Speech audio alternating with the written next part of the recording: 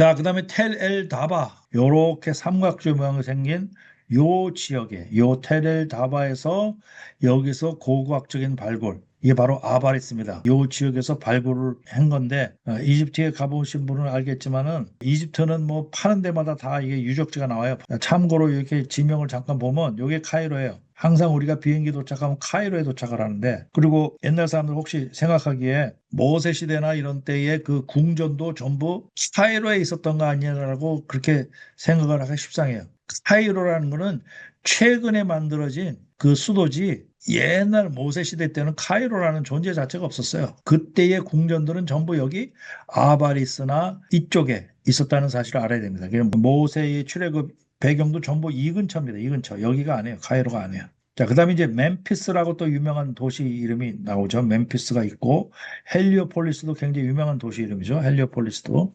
이쪽으로 가면 이제 알렉산드리아도 굉장히 유명한 도시고 알렉산드리아. 이게 이제 성경 편찬하고 하는 데하고 관련이 돼 있는 거지. 알렉산드리아. 여기 타니스가 있고 아바리스가 있고 저는 여기 타니스 가봤습니다. 아바리스는 개방을 안 해가지고 못 가봤는데 여기 타니스는 몇 번 가봤어요. 여기가 굉장히 비옥한 옥토입니다. 그래서 굉장히 농사짓기도 좋고 그리고 아직까지도 여기에서 벽돌을 만들어요. 성경에 보면 벽돌 만드는 장면이 나오잖아요. 아직까지도 여기서 벽돌을 만든다니까. 자, 이렇게 저 자세히 또 살펴보면 여기에 이제 이렇게 레이크들이 많아요. 여기 만잘레 레이크가 있고 발라 레이크가 있고 팀샤 레이크가 있고 이 레이크도 굉장히 큰 레이크이기 때문에 이 뭐 보통 큰 레이크가 아니에요. 굉장히 큰 레이크이기 때문에 아주 아이러니컬하게도 이 홍해 바다를 건넜다는 그 홍해 바다가 이 레이크 호수를 건넜다라고 주장하는 학자도 굉장히 많아요. 여기 수에즈만을 건넜다라고 얘기하는 사람도 있지만 이 호수를 건넜다라고 얘기하는 학자도 굉장히 많다. 그다음에 고센 땅이 옛날 말로 GSM인데 바로 요 근처에 이제 고센 땅이고 여기 빗돔입니다. 성경에 나오죠. 빗돔. 빗돔의 성에 이제 이 얘기가 나오는데 빗돔. 바로 여기가 이제 람세스도 있고 고센이 있고 그 이 지명도 굉장히 헷갈립니다. 어디가 람세스고 어디가 아바리스고 뭐 그런지 자세히 보면 조금씩 달라요. 그러니까 람세스는 하나의 도시고 고센 땅은 하나의 디스트릭트로 보면 돼요. 고센 땅은 하나의 그 큰 범위를 나타내는 하나의 디스트릭트. 특정한 어떤 지역이 아니라 고센 땅은 하나의 디스트릭트로 상당히 포괄적으로 넓은 지역. 람세스는 그 중에서도 한 도시 이름. 그게 람세스입니다. 그렇게 하시면 돼요. 자, 그래서 이 텔 엘 다바라는 곳에서 이렇게 고고학적인 발굴이 뭐 지금은 거의 다 끝났어요. 이 만프렛 부텍이라는 사람이 이 고고학적인 발굴을 한 겁니다. 아주 대대적인 발굴을 한 거예요. 한번 생각해 보세요. 이런 고고학적인 발굴을 하려면 돈이 얼마나 많이 들겠는가. 그리고 얼마나 많은 사람들이 동원이 되겠는가. 그것도 한두 해도 아니고 40년, 50년 동안에 이거를 계속적으로 발굴했다면 이 어마어마한 작업이죠. 이거를 하면서 굉장히 많은 거를 이제 발견했는데 발굴은 이 사람 팀이 하지만 이 발굴된 레포트를 가지고 전 세계의 고고학자나 이 구약학자들이 그 레포트를 가지고 분석을 하죠. 그래서 이 위치는 카이로 북동쪽 약 100km 되는 쪽에 나일강 동쪽의 델타 지역에서 바로 힉소스 왕조, 아까 그랬죠? 외부에서 침입한 그런 왕조라고 힉소스의 15왕조가 있는 그 수도 아바리스로 확인했다. 아바리스는 성경에 안 나와요. 성경에 나오는 건 람세스하고 고센 땅 얘기밖에 없어요. 그 다음에 소안이라는 얘기가 나와요. 소안이라는 얘기가 나오는데 이 성경에 나온 또 소안이라는 얘기가 여기하고도 또 조금 다른 지역이에요. 자, 그래서 이 발굴을 통해서 아시아계 샘족 정착증이 BC 1800년대 중반부터 시작이 됐다. 그러니까 쉽게 얘기해서 이집트 땅으로 샘족이 아시아족이 아주 오래전부터 출애굽 훨씬 전부터 많이 건너가서 살았다. 왜 여기 비옥한 땅이고 기근이 들고 흉년이 들면 이집트로 많이 갔잖아요. 그 당시에. 그러니까 많이 갔다라고 우리가 설명할 수가 있는 거죠. 그러니까 출애굽 때 허다한 잡족이 같이 출애굽을 했다는 그 묘사가 나오는 거예요. 그 다음에 이 사람들은 그 레반트의 특성, 그게 팔레스타인을 보고 레반트라고 또 불러요. 팔레스타인 그런 레반트의 특성을 강하게 반영한 걸로 봐서 그쪽 사람이다. 그쪽 사람이지만 이집트화돼서 살았지만 그 사람들의 자신의 문화를 또 보존하고 살기도 했다. 마찬가지죠. 우리가 뭐 한국 사람이 미국 와서 산다 그래가지고 한국적인 문화가 완전히 없어지는 게 아니고 우리 문화를 또 지키고 살잖아요. 마찬가지죠.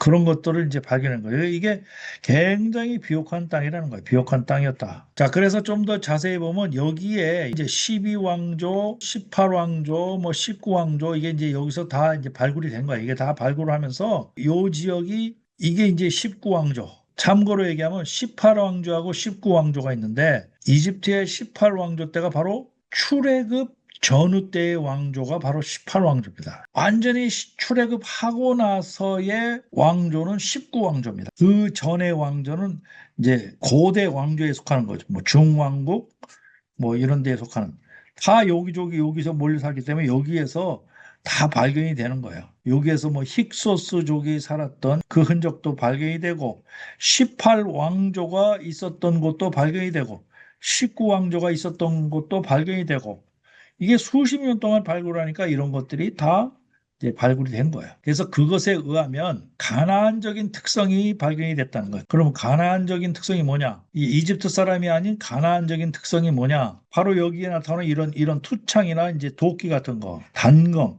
이런 것들이 이집트에 없는 물품이라는 거예요. 이게 이런 것이 무덤에서 이제 같이 발견이 됐고, 그 다음에 여기에 이 당나귀를 매장했다는 이런 당나귀 매장하는 이런 부분이라든지 이런 것이 이집트적인 풍습이 아니니까. 그 다음에 이런 집이 발견이 됐다든지, 이런 집은 이집트에서 짓는 그런 주택 모델이 아니에요. 이 주택 모델은 가나안 쪽이라든지 아니면 그 시리아 쪽에서 짓고 살았던 그런 집의 형태라고. 물론 이거는 지금 현대식으로 애니메이션 해가지고 이렇게 한 거예요. 뭐 발견이 된 건 이 밑에 있는 돌덩어리나 이렇게 쫙 발견이 됐겠지. 그걸 가지고 이렇게 이제 애니메이션으로 만들어 본 거죠. 그 이런 집이라든지 이런 것들이 이집트식이 아니라는 거예요. 그러니까 결국 이건 뭘 한 거예요? 아, 셈족 아시아 계통의 사람들이 이집트에 많이 살았다라는 거를 증명해 주는 거야. 그래서 이 사람이 맨프렛 비텍입니다. 이 사람이 맨프렛 비텍이고, 그래서 여기에서 발견된 것은 또 뭐냐면 도시 규모가 급격하게 성장을 했다라는 것을 발견했어요. 그래서 초기에는 소규모로 정착을 하다가 13왕조 시대 때 약 75헥타르 정도, 이거 이런 것까지 분석을 하는 거예요. 75헥타르 정도의 주거 지역이 있다가 힉소스 시대에는 260헥타르 이상으로 3배 이상으로 확장을 했다. 그럼 이게 뭐예요? 굉장히 인구가 증가했다. 주거지가 굉장히 많이 확장했다는 사실은 인구가 많이 확장을 했다라는 것을 알 수가 있죠. 그래서 이때의 추정 인구를 약 한 28,800명에서 34,600명이다라고 이렇게 추정을 하는 거고, 그 다음에 토기 분석을 통해서도 셈족 인구가 여기서 이제 제가 이제 계속 셈족 인구라고 얘기를 하는 거는 이 히브리 사람을 포함해가지고 그 시리아 사람이라든지 그보다 더 동쪽에 있는 이쪽의 사람들을 다 이제 포함해서 하는 얘기예요. 이런 사람들이 점차로 많이 늘었다. 그 다음에 이민 패턴을 보게 되니까 이미 이런 사람들은 이민 패턴을 가지고 여기에서 발견된 치아라든지 뭐 이런 것들을 갖다가 다 분석을 한 거예요. 치아 같은 거. 그래서 힉소스 시대보다 힉소스 이전 시대 외지 출신 인구가 더 많았다. 그리고 외지 출신 인구 중 여성 비율이 훨씬 높았다. 그래서 남성이 정착하고 나서 여성을 데려왔다라는 그런 그 설명이 된다는 거죠. 이게 성경적으로 뭐냐? 바로 창세기 47장 6절에 고센 땅에 정착한 거. 야곱의 가족이 와가지고 고센 땅에 정착하고 출애굽기 1장 7절에 보니까 급격한 인구 증가가 됐다고 돼 있어요. 출애굽기 1장 7절에. 이런 것이 바로 이런 고고학적인 패턴과 맞아떨어진다라는 거예요. 창세기 47장 6절에 보니까 애굽 땅이 네 앞에 있으니 땅의 좋은 곳에 네 아버지와 네 형들이 건축하게 하되 그들이 고센 땅에 거주하고 그들 중에 능력 있는 자가 있거든 그들로 내 가축을 관리하게 하라. 출애굽기 1장 7절에 보니까 이스라엘 자손은 생육하고 불어나 번성하고 매우 강하여 온 땅에 가득하게 되었더라. 이런 성경의 구절이 있잖아요. 그러니까 성경 구절 하나가 고고학적으로 확인이 되는 거예요. 자, BC 1876년경에는 12왕조인데 세누세렛 3세예요. 이때가 바로 야곱이 이집트로 갔을 그 상태이고 요셉은 이미 이집트에 있었어요. 그 다음에 BC 1800에서 1700년경에 보면 이스라엘 자손이 생육하고 번성하여 매우 강대해졌다라고 출애굽기 1장 7절에 되어 있는데 실제로 고고학적으로는 정착지 약 75헥타르로 확장하는 그런 것이 발견이 되는 거예요. 13왕조 때에는 갑작스러운 붕괴가 여기서 나타나요. 13왕조 때 무슨 일이 벌어졌는지 모르지만 갑작스러운 붕괴가 이때 일어나고 그 다음에 1710년에서 1650년경에 보니까 요셉을 알지 못하는 새 왕이 일어났다라는 요 때부터 다시 회복되기 시작해요. 그 다음에 1650년에서 1550년경에 요 때를 힉소스 왕족, 힉소스 시대라고 보여지는데 요때의 인구가 최고점을 차지합니다. 그러니까 힉소스족이 이 이집트를 굉장히 많은 인구로 휩쓸은 거죠. 그래서 이집트 사람들이 위험을 느끼고 그때부터 노예로 삼고 막 압제하기 시작하는 거죠. 그러고 나서 1550년경에 아모스, 여기 이제 18왕조 때입니다. 출애굽 왕조 때가 바로 이 아모스 왕조 때예요. 이랬을 때 급격한 인구 감소를 목격을 하게 됩니다. 그리고 1550년에서 1425년경에 모세가 출세하면서 모세가 이때 미디안 도주를 하게 되고 오랜 압제자의 통치 속에 그때 다시 이제 출애굽을 이끌러 가게 되는 거죠. 그 다음에 이때가 BC 1440년이 아멘호텝 2세인데 여기 바로 출애굽했을 때 바로 왕이 아멘호텝 2세입니다. 이때에 출애굽 초기 연대론 기준으로 해서 이 사람이 출애굽의 왕인데 최종적으로 인구가 엄청 소멸하게 되는 거예요. 그 많은 인구가 빠져나갔으니까 인구가 엄청나게 소멸되는 거죠. 이러한 것들이 고고학적으로 설명이 된다는 거예요.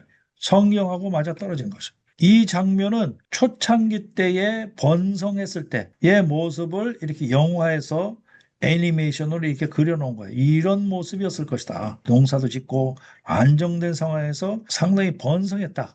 한동안은 요셉이 살아있을 때는 엄청나게 번성했다는 것을 알 수가 있어요. 그리고 이런 식의 유적지가 발견이 되는데 여기가 바로 요셉의 무덤으로 추정되는 곳이라는 거죠. 요게 바로 요셉의 무덤으로 추정되는 곳이 발견이 됐다. 자, 힉소스 쪽이 점령이 주는 의미는 요셉을 알지 못하는 왕이라고 했어요. 그랬을 때 여기 히브리어의 뜻을 보면 야다. 요셉을 알지 못하는 게 야다인데 모른다, 인정하지 않는다, 관계를 거부한다 라는 뜻인데 이 요셉을 알지 못하는 새 왕이라는 게 요셉과의 역사적 관계, 언약적 은혜를 공식적으로 부인하는 새 왕조라는 거예요.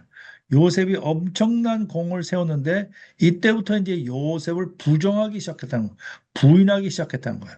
요셉을 부인하기 시작하면서 이스라엘 사람들을 노예로 삼고 이스라엘 사람만 노예로 삼은 게 아니죠. 사실 뭐 온갖 셈족들을 다 노예로 삼고 이제 이렇게 한 거죠. 자, 그래서 힉소스 지배를 당했고 18왕조의 아모스 1세가 힉소스를 추방을 했어요. 그때가 BC 1550년경이고 그러니까 이 힉소스를 추방을 하면서부터 이방인들, 셈족에 대한 혐오가 굉장히 생겨난 거죠. 그래서 아시아틱 이런 사람들은 다 잠재적인 적으로 보기 시작하고 이스라엘에 대한 압제를 시작한 거예요. 그래서 출애굽기 1장 8절에서 14절에 이런 압제들이 나타나는 거죠. 출애굽기 1장 9절에서 10장을 보니까 그가 그 백성에 이르되 이 백성 이스라엘 자손이 우리보다 많고 강하도다. 자, 우리가 그들에게 대하여 지롭게 하자 두렵건대 그들이 더 많게 되면 전쟁이 일어날 때 우리 대적과 합하여 우리와 싸고 이 땅에서 갈까 하노라 라는 이 성경의 구절과 바로 연결이 되고 1장 8절에 새 왕은 힉소스를 추방하고 새 왕조를 세운 18왕조의 왕을 가리킨다. 힉소스 지배기에 고센에 정착했던 이스라엘은 힉소스와 동류로 간주되고 새 왕조의 반아시아 정책의 직접적인 표적이 되었다. 요셉을 알지 못한다는 것은 힉소스 시대 전체를 공식 역사에서 지우려는 18왕조의 역사의식을 반영한다는 거예요. 그러니까 얘기했듯이 몰라서 모르는 게 아니라 이 역사 자체를 완전히 부인하려고 하는 거죠. 라고 이렇게 잘 설명을 해준 게 제임스 호프마이어, 제가 랭캐스터에서 만났다는 분, 제임스 호프마이어, 이 사람 책에 그런 게 나와 있습니다. 그러니까 자, 우리가 여기서 얻는 교훈이 있죠. 그래서 이런 힉소스족에 대한 얘기가 나오고 이 힉소스족에 대한 얘기는 이사야 52장 4절에는 또 아스루인으로 표시합니다. 그러니까 분명히 셈족 계통의 사람들이 에집트 땅에 있었고 그 성경의 구술된 대로 그러한 일들이 벌어졌다라는 것을 알 수가 있어요. 자, 동부 델타에 대규모 샘족이 정착했다. 이게 이스라엘의 네 칸 구조가와 동일한 평면도 이 구조 자체가 이스라엘의 네 칸 구조 가옥과 동일한 평면도를 가지고 있고 한 아시아계 고위 관리가 이 빌라에 거주했다는 것을 얘기를 할 수가 있어요. 그게 이제 누구겠어요? 요셉인 거죠. 창세기 40장 11절에 보니까 요셉이 바로의 명령대로 그의 아버지와 그의 형들에게 거주할 것을 주되 애굽의 좋은 땅 라암셋을 그들에게 주어 소유로 삼게 하고 이런 성경의 구절과 맞아 떨어집니다. 자, 이집트식 건축 이분이 바로 제임스 호프마이어인데 여기에 이런 식의 이제 무덤이 발견이 되는데 이런 식으로 이집트 사람은 묻지를 않는다는 거죠. 이집트 사람은 알다시피 다 미라로 만들잖아요. 미라 만드는 풍속인데 이거는 셈족의 그 매장 풍습이라는 거죠. 그리고 무덤도 이제 이런 식으로 만드는 게 이집트식하고 다르다는 거예요. 자, 이스라엘 자손이 람셋을 떠나서 숫곳에 이르니 유아에 보행하는 장정이 60만 가량이요 수많은 잡족이 믹스드 멀티튜드 수많은 잡족과 이렇게 같다고 이제 돼 있는 거죠. 근데 굉장히 많은 학자들이 이 60만이라는 거에 대해서 이제 굉장히 분분합니다. 그러면 애들하고 뭐 여자들하고 다 합쳐가지고 한 200만이나 뭐 250만 명 된다라고 이제 그렇게 얘기를 하는데 그렇게 주장하는 사람보다 그렇게 많은 인원이 움직이지 않았다. 기껏해야 몇만 명이다. 라고 주장하는 학자들이 더 많습니다. 몇백만 명 움직였다는 건 그건 사실 말이 안 된다라고 얘기하는 여러 가지 있어요. 뭐 그것도 학설이에요. 그러니까 이제 이렇게 주장하는 사람이 있고 저렇게 주장하는 사람이 있고 근데 학설이 있을 때는 자기가 이제 어떤 거를 받아들이냐 이게 자, 요셉과 관련성 바로 여기서 발견된 이 무덤이 요셉하고 발견했는데 이런 식의 이제 두상이 이제 발견이 된 거죠. 이런 식으로 버섯 모양으로 이런 식으로 발견된 이것은 굉장히 고위직을 나타내는 것이다. 이 안에 들어있는 이 석상도 이렇게 키가 한 2m 정도 되는 굉장히 큰 사람을 묘사를 하는 것이다. 물론 이런 모습을 발견된 게 아니에요. 이제 이건 추정해서 이렇게 이제 그린 거지. 그리고 이렇게 채색 옷을 입었을 것이다라고 이제 이렇게 한 거죠. 여러 가지 나온 쪼가리들을 이제 이어가지고 이제 이런 식으로 한 거죠. 그래서 이게 누구냐라는 것도 분분한데 이거를 이제 요셉으로 보는 학자들이 많습니다. 어떤 사람은 야곱으로 보기도 해요. 요셉으로 보느냐 야곱으로 보느냐 이제 이게 분분한데 그건 그렇게 중요한 게 같지가 않아. 요셉이냐 야곱이냐가 중요한 것 같지는 않아. 어쨌거나 여기에서 요셉의 흔적이 발견이 됐다라는 게 중요한 거고 여기에 바로 이제 이런 그 부메랑과 같은 무기를 쓴 거 이게 바로 이제 셈족 계통 사람들이 썼던 이거죠. 이건 이스라엘 사람들이 쓰지 않았던 거. 그다음에 이 발등상에 이렇게 채색 색깔이 이렇게 발등상에 발견이 된 거. 이게 이제 채색 옷을 지었다라는 게 나오잖아요. 성경에 40장 3절에 보니까 요셉은 노년에 얻은 아드님으로 이스라엘의 여러 아들들보다 그를 더 사랑함으로 그를 위하여 채색 옷을 지었다. 이렇게. 그다음에 피부가 이제 노란 컬러로 묘사되어 있다는 거. 그다음에 이 모시롬 형태의 그런 그 머리 두상을 가지고 있다는 거. 이게 상당히 셈족 중에서 굉장히 매우 높은 지위의 사람인데 그 사람이 누굴까? 이 시대의 사람 중에서는 요셉밖에 없다라고 이제 얘기하는 거죠. 요셉이라는 뭐 거의 결정적인 증거가 나타나는 건 아닌데 이런 정황으로 봐서 요셉이 맞다라고 주장하는 학자가 많죠. 예, 대표적인 학자가 이제 찰스 에일린 같은 사람 유명한 또 고고학자죠. 이제 그런 사람이 이제 요셉밖에 없다라고 이제 얘기하는 거죠. 자, 랜드 오브 고시엔 아바리스 파이람세스 이게 파이람세스가 있고 아바리스가 있고 파케스라는 데가 있고 뭐 이런 식으로 돼 있어요. 이게 다 이제 람세스고 아바레스고 다 이렇게 도시들이 발견된다. 여러분들이 이런 도시를 이 지리를 뭐 다 알 필요는 없지만 뭐 학자들끼리는 이런 게 굉장히 이제 논란이 많기 때문에 알아야죠. 이 성경에 나온 지명들이 이렇게 고각적인 발굴로 증명이 된다라는 그 사실이 중요한 겁니다. 자, 이 사키르하르라는 바로 여기에서 이제 이사갈이 된다라고 이제 하는데 요거는 좀 이따 이사갈에 대해서는 다시 한번 설명을 드릴게요. 이 이사갈 지파에 대한 얘기가 상당히 좀 뭐랄까 심오하달까 뭐 그런 걸 제가 발견했는데 그거를 이제 신학적으로 좀 설명을 해볼게요. 이사갈 지파는 시세를 알고 마땅히 행할 것을 아는 자들을 보고 이사갈이라고 그렇게 설명을 합니다. 그러니까 일반적인 우리들이라고 보면 돼요. 시세를 알고 현재 돌아가는 것을 잘 파악한다는 거예요. 그 다음에 마땅히 행할 것을 아는 자들, 이 국민으로서 살아가면서 당연히 해야 될 바를 알고 이제 지키고 묵묵히 사는 사람들. 그 반면에 예를 들어서 유다 같은 사람은 이거는 왕권의 중심 지파입니다. 이거는 완전히 그 지도계급에 속한 사람들이에요. 유다는 지도계급에 속한 사람. 그러니까 성경에서도 사자로 묘사했잖아요. 사자. 이 이삭은 나귀에 나귀. 베냐민은 이건 완전히 저 용맹스럽고 기동성 있고 이건 군대로 따지면 완전히 제일 앞에 서서 전투할 사람들. 베냐민. 이리 같은 습성을 가진 사람이죠. 일반적인 사람들하고 또 습성이 달라요. 이 지금 이스라엘 사람들이 계속 지금 전쟁을 자꾸 확대시키고 전쟁을 일으키고 한 네타냐후인가 이 베냐민 같은 인간입니다. 그 인간이 계속 지금 전쟁을 일으키고 전쟁을 더 확장해 나가려고 그래요. 굉장히 호전적인 인물. 이 베냐민 같은 인물이 그 네타냐후 같은 인물입니다. 그다음에 갓지파도 이게 싸우는데 아주 엄청나게 그 강인함을 가지고 있는 지파가 갓지파입니다. 대부분의 많은 사람들은 이사갈과 같은 사람이에요. 그래서 제가 이 부분을 조금 이따 이제 설명을 할게요. 자, 그래서 이 텔엘 다바에서 발견된 것 중에 영아 무덤의 성별 비율 이게 아바리스 전역에서 18개월 미만 영아 매장이 전체 매장의 65%를 차지할 정도로 여아 대 남아 비율이 3대 1로 극도로 불균형을 이뤘어요. 이거를 고고학적으로 밝혀낸 거예요. 이게 뭐냐? 바로 성경에 나오는 출애굽기 1장 16절에서 22절에 이르되 너희는 히브리 여인을 위하여 해산을 도울 때 그 자리를 살펴서 아들이거든 그를 죽이고 딸이거든 살려두라.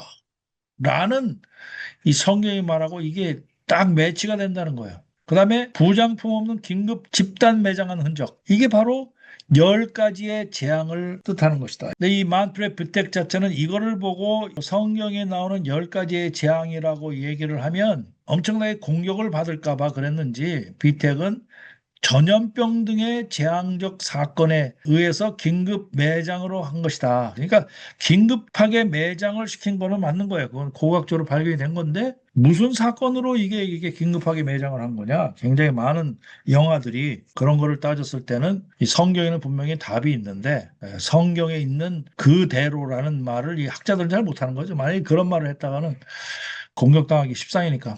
자, 그래서 이렇게 실제로 가보면 또 요셉의 지도하에서 만들어졌다는 이런 요셉의 운하. 이거 다 이 이집트 사람들도 요셉의 운하라고 불러요. 이 요셉이 홍수나 기근을 대비해서 팠다는 그 운하예요. 이런 운하도 이거는 바로 패턴 오브 에비던스라는 그런 영화에 등장하는 장면입니다. 그런 영화에 이 파이옴이라는 곳으로 이 통하는 그런 운하. 요셉의 지도하에 만들어졌다고 판단되는 운하입니다. 이게.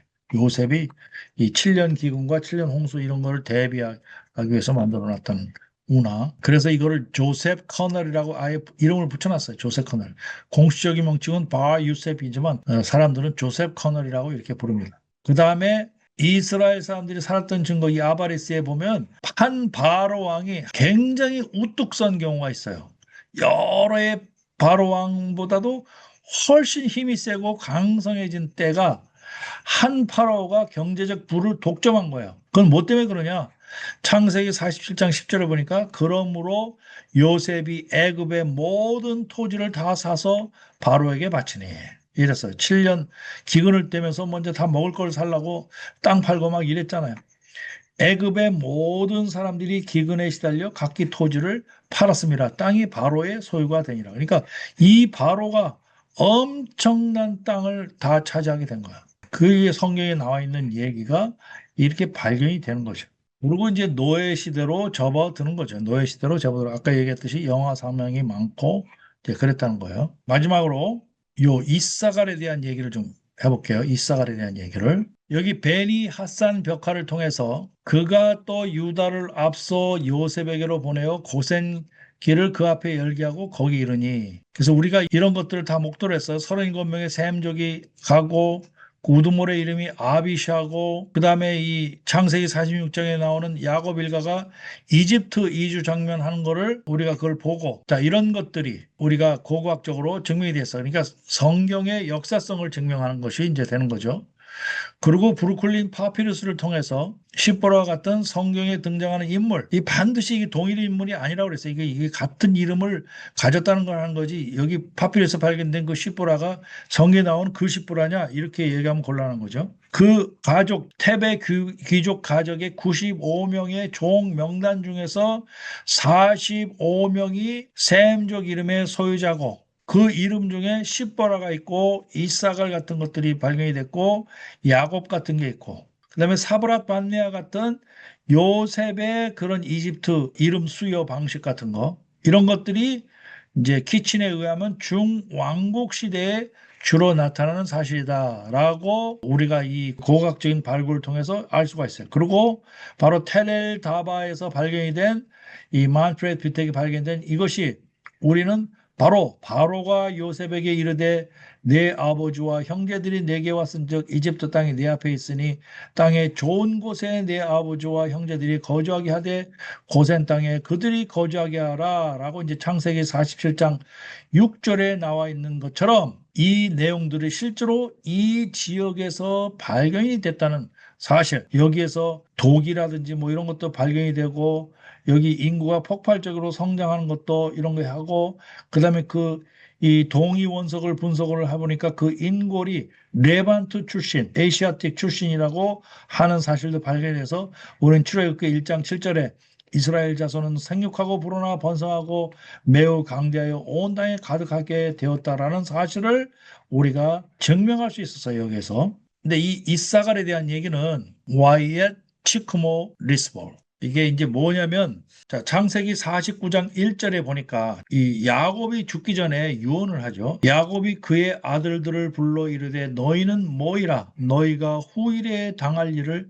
내가 너희에게 이르리라 이랬어요. 창세기 49장 1절에. 그래 놓고서 창세기 49장 9절 10절에서 보니까 유다는 사자 새끼로다 이랬어요. 이때부터 이제 유다하고 사자하고는 이제 거의 동일 이미지가 된 거예요. 내 아들아 너는 먹이를 잡고 올라갔도다. 그가 엎드리고 웅크림이 숫사자 같고 암사자 같으니 누가 그를 범할 수 있으랴.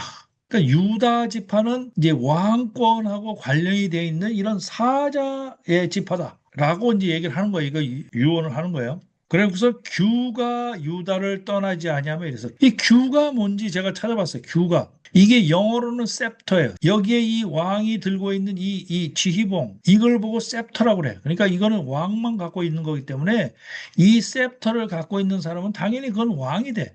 이 셉터라는 것은 왕을 상징하는 것이 된다고. 그럼 규는 뭐냐? 이게 한국말로 번역할 때 규라고 얘기를 했는데 규는 이렇게 한국의 임금들이 임금 대관식을 한다든지 이랬을 때 요 앞에 쥐고 있는 요 띠 같은 거 요걸 보고 규라고 얘기를 한대요. 임금봉 뭐 이런 식으로 번역하기에 좀 뭐해서 그런지 한국식으로 이걸 규라고 번역을 한 거예요. 어떤 번역이 더 나은지는 모르겠어요. 이걸 한국식으로 규라고 얘기를 해서 그냥 왕이 들고 있는 것이다. 이건 왕을 상징하는 것이다라고 그렇게 생각할 수도 있지만 이게 이집트식으로 따지면 이거는 이 셉터가 되는 거예요. 셉터. 왕의 지팡이. 이렇게 했으면 더 좋았을 것 같아요. 왕의 지팡이가. 실제로 다른 구절에는 왕의 지팡이로 그렇게 표시된 데도 있어요. 이게 규라고 그러니까 이게 굉장히 어려운 표현이 되잖아요. 이 규가 뭐야? 이렇게 되는 거죠.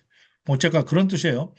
규가 유다를 떠나지 아니하며 통치자의 지팡이가 그 발 사이에 떠나지 아니하기를 실러가 오시기까지 이르니 그에게 모든 백성이 복종하리다. 이건 이제 유다에 대해서 한 얘기고 자 이사갈에 대해서 한 얘기가 있습니다. 이사갈에 대해서 창세기 49장 14절에서 15절 이 이사갈에 대해서 우리 목사님들이 이 설교를 한 적이 있는가 싶어요. 이 이사갈에 대해서 이사갈은 양 우리 사이에 꿇어 앉은 건장한 나귀로다 이랬어요. 그는 쉴 곳이 좋고 땅이 아름다움을 보고 어깨를 내려 짐을 지며 압박 아래 종이 되었도다. 제가 이 구절을 놓고 또 챗GPT한테 그림을 그려달라고 했더니 요 그림을 그려주더라고. 아주 흡사하게 그려져요. 나귀가 건장한 나귀가 살쪘잖아요. 힘쓸 것 같잖아요. 건장한 나귀가 양 우리 사이에서 이렇게 같이 쉬고 있어. 근데 여기는 짐을 지고 있어. 양 우리 사이에 꿇어앉은 건장한 나귀로다. 그는 쉴 곳이 좋고 땅이 아름다움을 보고 어깨를 내려 일부러 어깨를 내려주는 거예요. 짐을 지며 압박 아래 종이 되었다 하니까 이사갈 지파의 특성이 이거라는 거예요. 어깨를 내려서 짐을 지며 압박 아래 종이 되었다. 자, 이거는 어떻게 보면 쉴 곳이 좋고 땅이 아름다움을 보고 어깨를 냈다. 이거는 힘이 있다는 거죠. 일단 나귀는 힘이 좋아요. 힘이 좋다는 게 되는 거고 그다음에 정착을 좋아해. 왔다 갔다 하는 것보다 정착을 좋아하고 현실 감각이 있어요. 그리고 땀 흘려 일하는 지파를 얘기하는 거예요.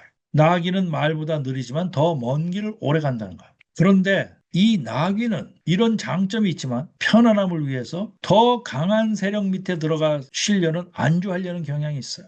편안함을 위해서 나보다 더 강한 그 놈이 있으면은 그 밑에 들어가서 그냥 편안하게 쉬려는 그런 경향이 있다고. 거기에 뭐를 보고 알 수가 있느냐면 역대상 12장 32절에 나옵니다. 역대상 12장 32절에 보니까 이사갈 자손 중에서 시세를 알고 이스라엘이 마땅히 행할 것을 아는 우두머리 200명과 그들의 모든 형제들이 그들의 명령 아래 있었으며 이랬어요. 자, 역대상 12장을 가서 보시면 각 지파들이 다윗을 돕기 위해서 사울을 대항해서 다윗 편에 서는 사람이 각 지파에서 어떤 지파는 몇 명이고 어떤 지파는 몇 명이고 어떤 지파는 몇 명이고 다윗을 다 돕기로 했다라는 그런 얘기가 나오는 그 장이에요. 역대상 12장이. 그런데 이사갈 자손만큼은 몇 명이라고 나오는 게 아니라 우두머리 200명이 왔어. 다른 지파는 다 뭐 무슨 지파 뭐 몇만 명, 무슨 지파 몇만 명 이런 식으로 나오는데 이사갈 지파만큼은 우두머리 200명을 보냈어. 우두머리 200명을 보내가지고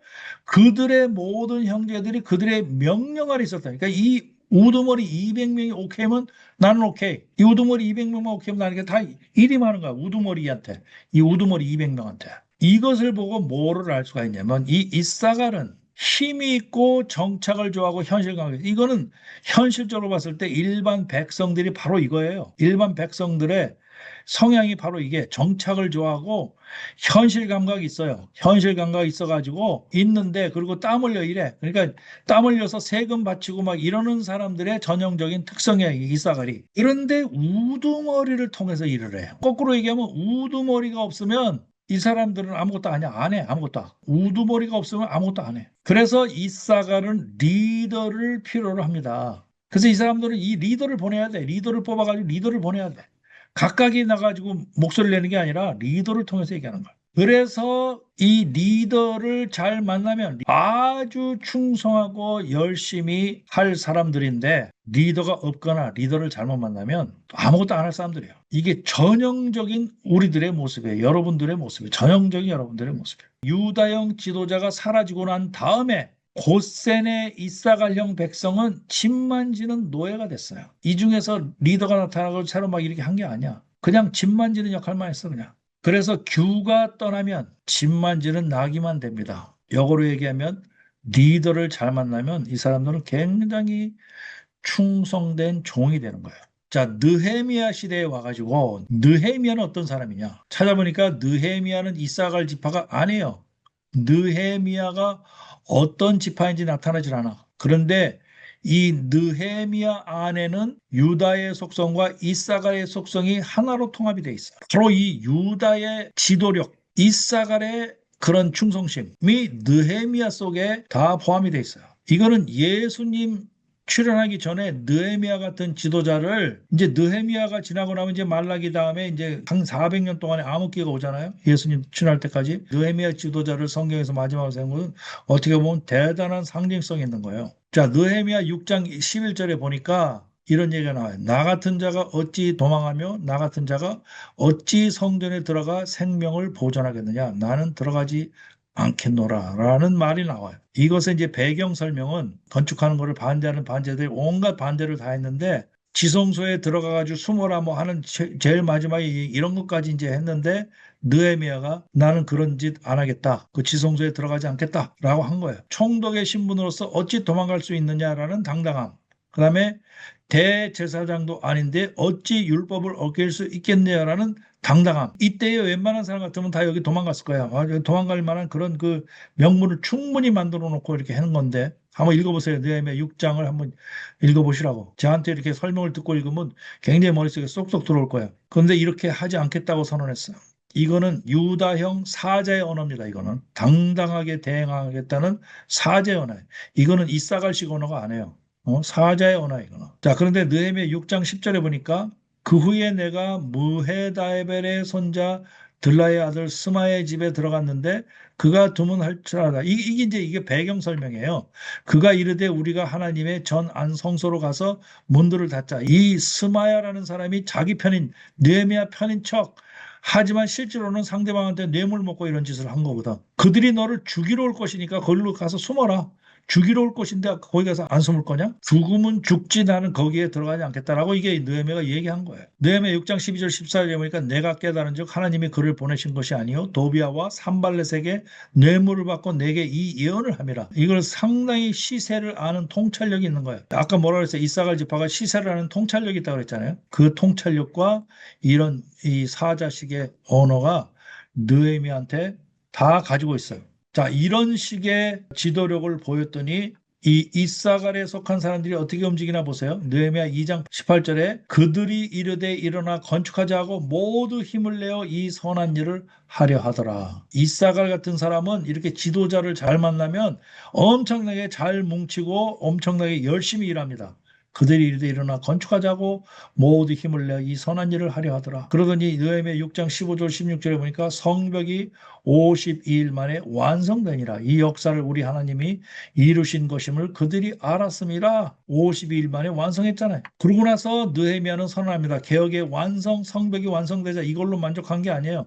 느헤미야가 즉각 에스라를 불러 율법을 낭독하게 합니다. 이 딱 완성이 되니까 우리는 이 성벽 건축하는 게 목적이 아니야. 에스라 불러서 그 다음부터 이 율법을 낭독하게 하는 거예요. 느헤미야 8장 1절에 보니까 모든 백성이 일제히 수문 앞 광장에 모여 학사 에스라에게 청하여 여호와께서 이스라엘에게 명하신 모세의 율법책을 가져오게 하며 시세를 알고 성벽이 지금 완성된 지금 율법이 필요한 때임을 안 거예요. 그러니까 이 느헤미야가 바로 사자와 이사갈과 같은 그런 측면을 동시에 가진 겁니다. 이렇게 이 아까 앉아있던 나귀가 지도자를 잘 만나면 이렇게 힘을 발휘해서 열심히 일을 하는 겁니다. 열심히 일을 하는 거예요. 그랬더니 이러한 조화가 일어나니까 그 다음에 어떻게 되겠어요?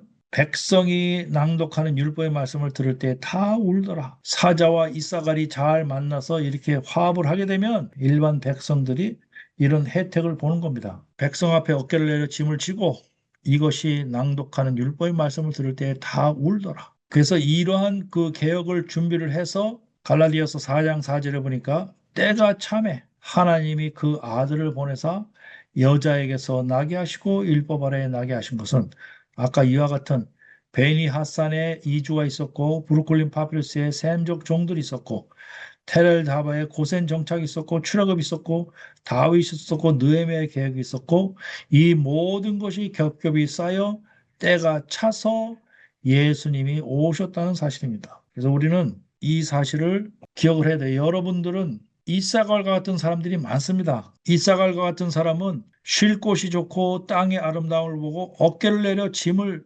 집니다. 그런데 단 전제 조건이 이런 유다와 같은 사자와 같은 지도자를 만났을 때입니다. 여러분들이 이사갈이라고 생각하면 정말 좋은 지도자를 만나서 같이 동역을 하고 같이 사역을 해야 돼요. 그것이 바로 오늘 와이앳, 치크모, 리스볼, 어깨를 내려 기꺼이 짐을 지는 이런 의미가 되는 거죠. 어깨를 내려 기꺼이 짐을 지되 맹목적으로 다른 사람한테 복종하는 것이 아니라 이런 가치 있는 일에 복종을 하는 그런 일이 될 수 있다는 거죠. 이거를 통해서 제가 이사갈 같은 이런 대부분의 사람들이 정말 진정한 리더가 필요하다라는 사실을 저도 이걸 깨달았어요. 그래서 이걸 꼭 이제 같이 쉐어하고 싶었고 나눴습니다. 그거를. 자, 오늘의 강의는 여기까지 하도록 하겠습니다.